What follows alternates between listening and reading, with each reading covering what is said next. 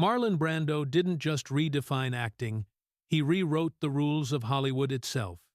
But behind the genius was a man who played no favorites, held grudges like armor, and never suffered fools. Here are 7 actors Brando couldn't stand, and why their clashes still echo through cinema history. Frank Sinatra. The hatred between Marlon Brando and Frank Sinatra was perhaps the most explosive and well-documented feud in Hollywood history. These two giants of American entertainment couldn't stand each other. Their mutual loathing reached its peak during the filming of Guys and Dolls in 1955, and the animosity never truly subsided. Frank Sinatra famously feuded with Brando on the set of this musical production, and the reasons ran deep. Sinatra had desperately wanted the role of Sky Masterson, the suave gambler that eventually went to Brando. This casting decision alone planted seeds of resentment. But what truly made Sinatra's blood boil was Brando's method approach to acting. Sinatra belonged to the old guard of Hollywood performers who believed in hitting your mark, delivering your lines, and moving on. Get it done in 1 or 2 takes, collect your paycheck, and head home. Brando's introspective, improvisational style represented everything Sinatra found pretentious and insufferable about the new generation of actors. Brando, for his part, regarded Sinatra as a petty, envious jerk. He saw through Sinatra's bravado and recognized the singer's frustration at not landing the lead role.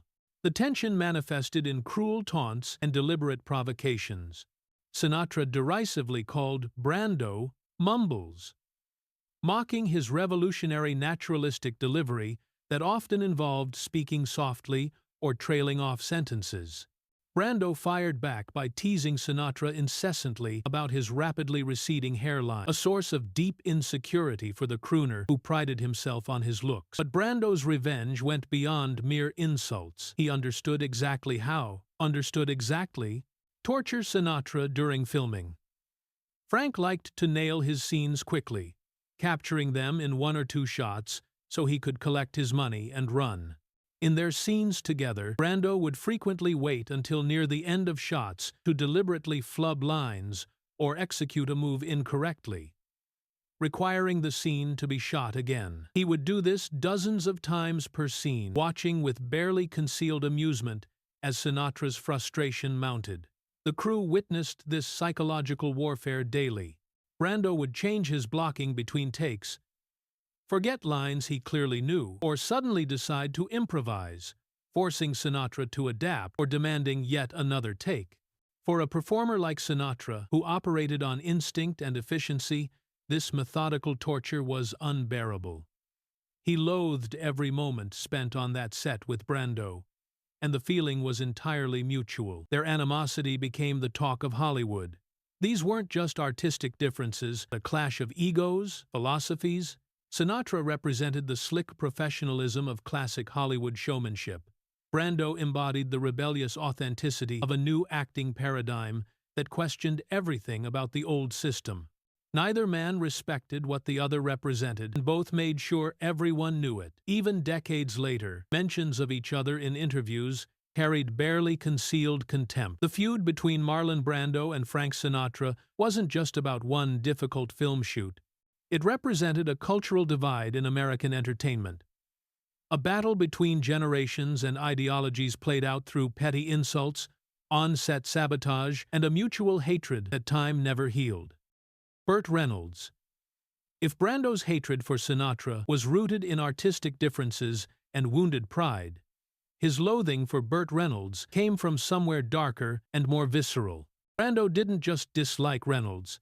He despised him with an intensity that shocked even Hollywood insiders accustomed to celebrity feuds.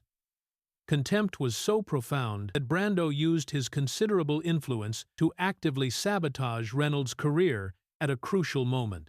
During the casting for The Godfather, Burt Reynolds was seriously considered for the iconic role of Michael Corleone. This was before Al Pacino was cast, and Reynolds' star was rising. He had the looks, the charisma, and the dramatic chops director Francis Ford Coppola appreciated. But when Marlon Brando, already cast as Don Vito Corleone, heard about the possibility of Reynolds playing his on-screen son, He delivered an ultimatum that would become legendary in Hollywood. Brando told the producers in no uncertain terms that he would walk from the production if they cast Burt Reynolds. But he didn't stop at a simple refusal. He articulated his contempt in words that cut deep and revealed the depth of his revulsion. According to reports from the production, Brando said, "Reynolds was the epitome of something that makes me want to throw up." He elaborated further, stating that Reynolds represented the epitome of everything that is disgusting about the thespian he worships at the temple of his own narcissism.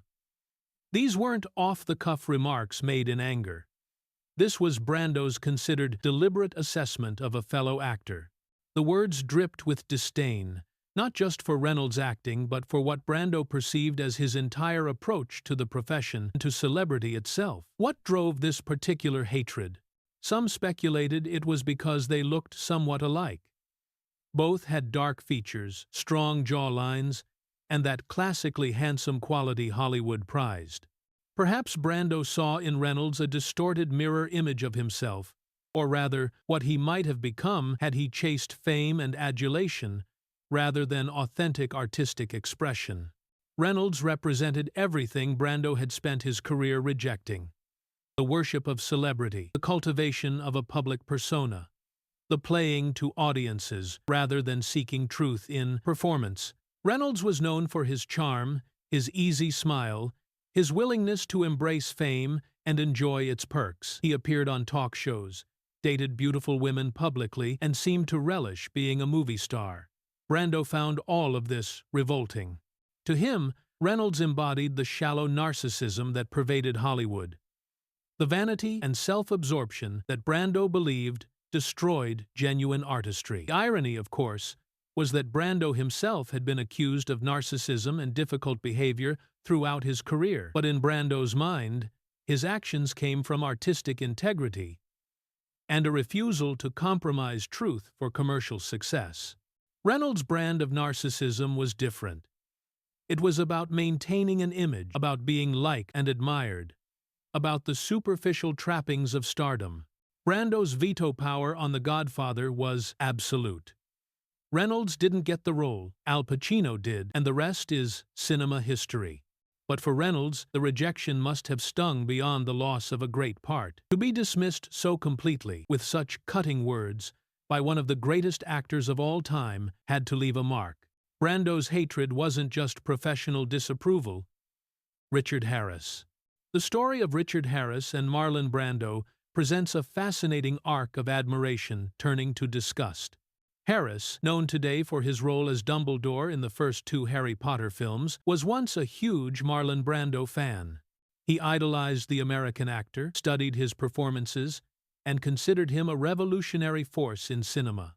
When Harris was offered a part in Brando's Mutiny on the Bounty, he accepted eagerly, despite not getting the co-star billing he desired. The chance to work with his hero was worth the compromise. Harris showed up for location shooting in Tahiti, filled with excitement and anticipation. His adoration of Marlon, however, withered quickly once filming began. The reality of working with Brando shattered every illusion Harris had carefully constructed about his idol. Brando was constantly late to the set. Not occasionally late, but habitually, systematically late. While cast and crew waited in the tropical heat, often for hours, Brando simply didn't appear. Harris, a consummate professional who took his craft seriously, found this behavior inexcusable.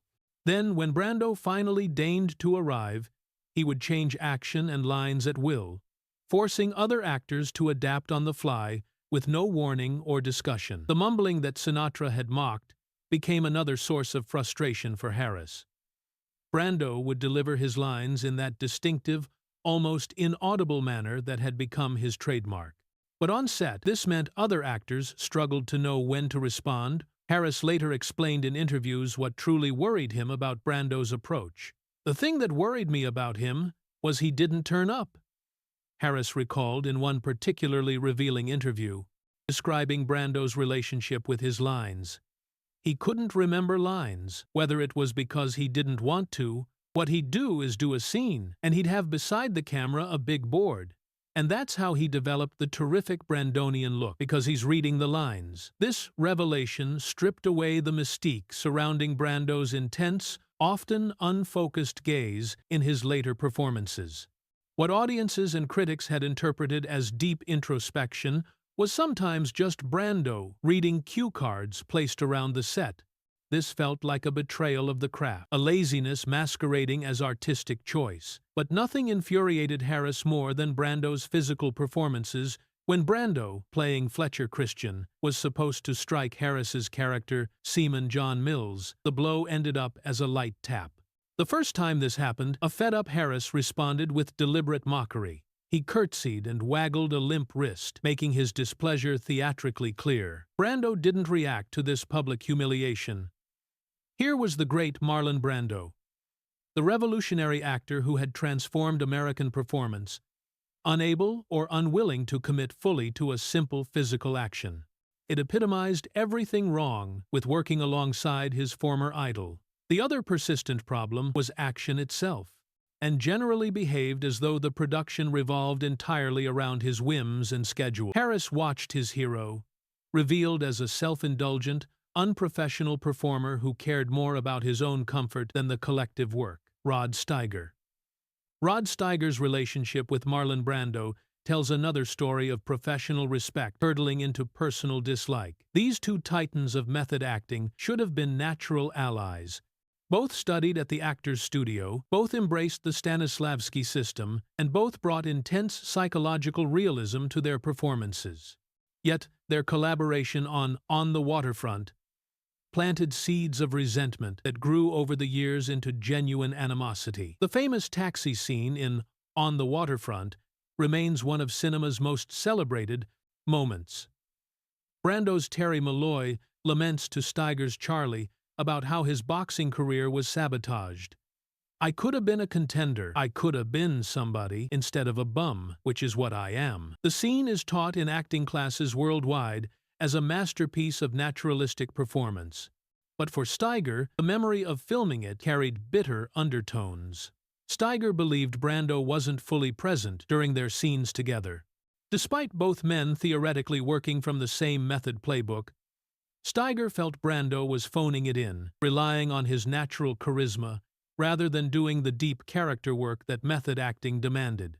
Steiger prepared meticulously for his role, researching mob enforcers, studying the physical and psychological aspects of a man torn between loyalty to his brother and loyalty to his criminal employers.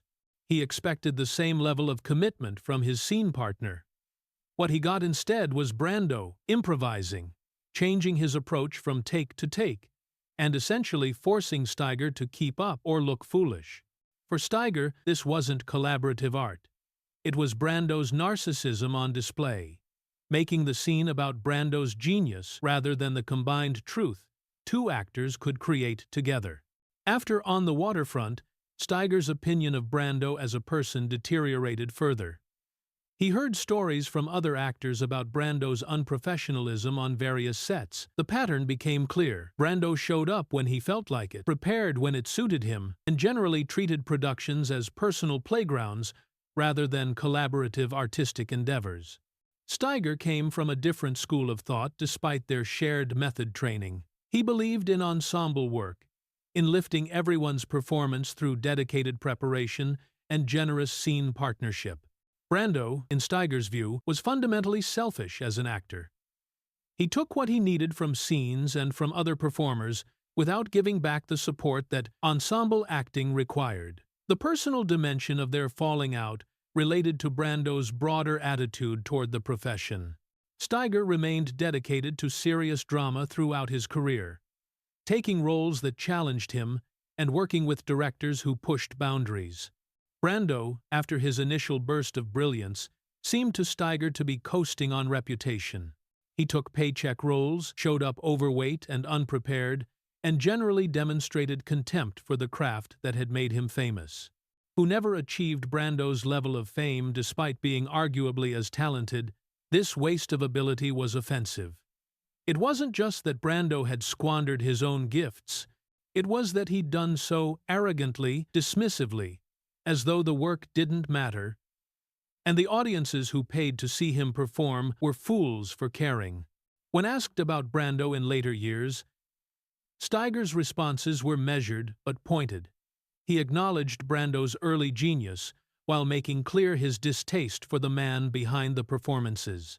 Steiger had watched someone with everything an actor could want: talent, looks, opportunity, and universal acclaim, treated all as a joke. That transformation from admiring colleague to disappointed critic to active dislike happened gradually, but once complete, it was absolute. Trevor Howard.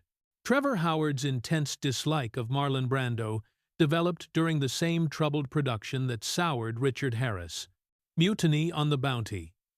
Howard played Captain Bligh opposite Brando's Fletcher Christian, and the experience left him with a permanent distaste for the American actor that he never bothered to hide. Howard represented the British acting tradition: disciplined, technically precise, and utterly professional. He arrived on set prepared, hit his marks, delivered his lines as written, and expected his fellow actors to do the same. This approach had served him well throughout a distinguished career that included classics like when he signed on to Mutiny on the Bounty. He expected a certain standard of conduct. What he encountered instead was Brando at perhaps his most indulgent and difficult. The production became notorious in Hollywood for its delays, cost overruns, and on-set chaos. Much of that chaos swirled around Brando, who seemed determined to test every boundary and challenge every convention of traditional filmmaking. For Howard, Brando's behavior wasn't artistic temperament or method acting. It was unprofessional self-indulgence that wasted everyone's time. While Howard and the rest of the cast waited in Tahitian heat, Brando lingered in his trailer or didn't show up at all. When Brando finally appeared, he often hadn't learned his lines. The cultural clash between American method acting and British classical training played out in every interaction between Howard and Brando. Howard believed in serving the script, supporting your fellow actors, and maintaining the discipline that ensemble work required, and treating every scene as an opportunity for personal exploration, regardless of how it affected others. Their scenes together crackled with real tension, much of it stemming from Howard's barely concealed irritation with Brando's approach. As Captain Bligh, Howard needed to project authority and command. Brando needed to show the charismatic rebellion that would inspire mutiny. The conflict in their characters was supposed to be compelling cinema.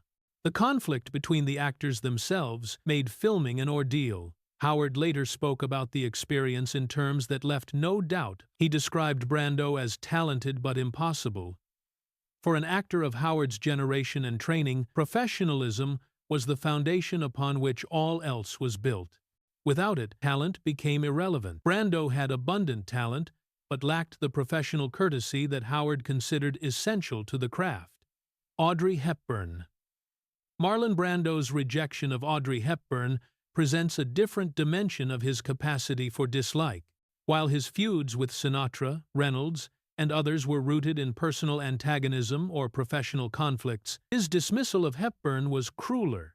He simply didn't think she was talented enough to share the screen with him. Producers were planning an epic adaptation of Tolstoy's War and Peace. They envisioned it as a spectacular production that would require stars of the highest caliber.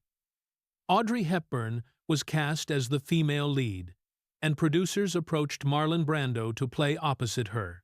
This should have been a dream pairing, two of the most beautiful and acclaimed actors of their generation in a prestigious literary adaptation. But Brando refused, but flatly refused on grounds that stunned the producers: that Hepburn wasn't talented enough to co-star with him. This assessment of an actress who had already won an Oscar for Roman Holiday and earned universal praise for her work in Sabrina seemed not just harsh, but delusional. Yet Brando was entitled to his opinion, and he had the power to enforce it. The producers faced a choice: cast someone else opposite Hepburn. The production moved forward, and War and Peace was ultimately released to mixed reviews but strong box office. Oscar Homolka. The story of Marlon Brando and Oscar Homolka reveals Brando's capacity for pettier, more personal forms of dislike. Unlike his grand ideological feuds with method-hating Sinatra or his contemptuous dismissal of Reynolds's narcissism, Brando's problem with Homolka was simpler. He found the man unpleasant and pompous, and he decided to make his life miserable through juvenile pranks. In 1944, Brando made his Broadway debut in the play I Remember Mama. He appears second from left in surviving production photos, a young actor just beginning what would become a revolutionary career. During rehearsals, he took an instant dislike to cast member Oscar Homolka. Homolka was an Austrian actor with considerable stage experience in Europe. He brought with him an old-world formality and self-importance that immediately rubbed the young Brando wrong. Brando found Homolka to be pompous and unpleasant. Where other actors were collaborative and down-to-earth, Homolka carried himself with an air of superiority that irritated everyone but especially the rebellious young Brando. Brando had no tolerance for pretension, and Homolka embodied it. One day, during a performance, Brando decided to teach Homolka a lesson. As part of his stage business, the Austrian actor had to blow through a trumpet.